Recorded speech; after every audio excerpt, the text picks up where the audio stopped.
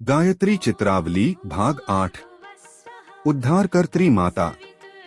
जीवन में कष्ट और कठिनाई की कमी नहीं। मनुष्य के सामने आए दिन संकट आते रहते हैं।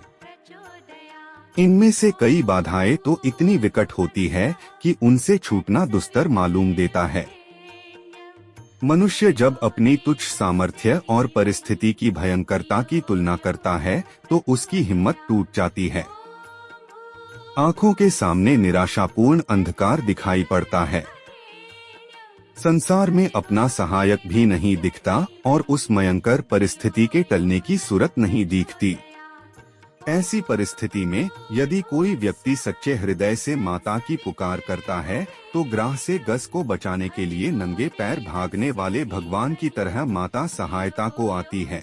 द्रौपदी की लाज बचाने के लिए चीर बढ़ाने की शक्ति माता में मौजूद है। संसार को भवसागर कहा गया है। उसमें ऐसे मगरमच्छों की कमी नहीं है जो हमें निगल जाने के लिए हर घड़ी घात लगाए रहते हैं। जब भी मौका मिलता है तभी धर दबोचते हैं और बोटी बोटी नोच डालते हैं। इन महाग्राहों से बचने का प्रयत्न मनुष्य करते हैं, कई बार अपनी प्राण रक्षा कर भी लेते हैं, पर कभी ऐसे भी अवसर आते हैं जब हाथ पांव फूल जाते हैं और निराशा एवं किंकर्तव्य विमूढ़ता सामने आ खड़ी होती है। ऐसे अवसरों पर माता की करुणा डूबते को बचा सकती है। उसकी भुजाओं में वह सामर्थ्य है कि भवसागर से अपने भक्त को उबार ले और मगरमच्छों से उसके प्राण बचा ले। मनुष्य के पास अपना बल बहुत सीमित है।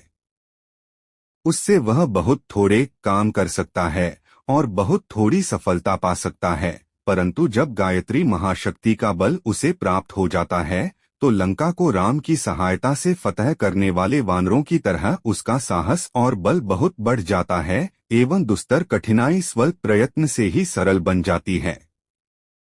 उसे अनुभव होता है मानो सफलता की देवी ने प्रसन्न होकर स्वयं ही मुझे गोदी में उठा लिया है और आपदाओं से बचा लिया है। महान उद्धारकर्त्री माता अपने भक्तों को डूबने नहीं देती। जो उसकी शरण में जाता है वह उसे उदारती है। उनकी शरणागति से बढ़कर और कोई ऐसा मौका नहीं है जो संसार सागर से सरलतापूर्वक तार सके। जिसने माता की भुजाओं का संबल पकड़ लिया वह पतन के गर्त में नहीं गिर सकता, वह ऊपर को ही उठेगा।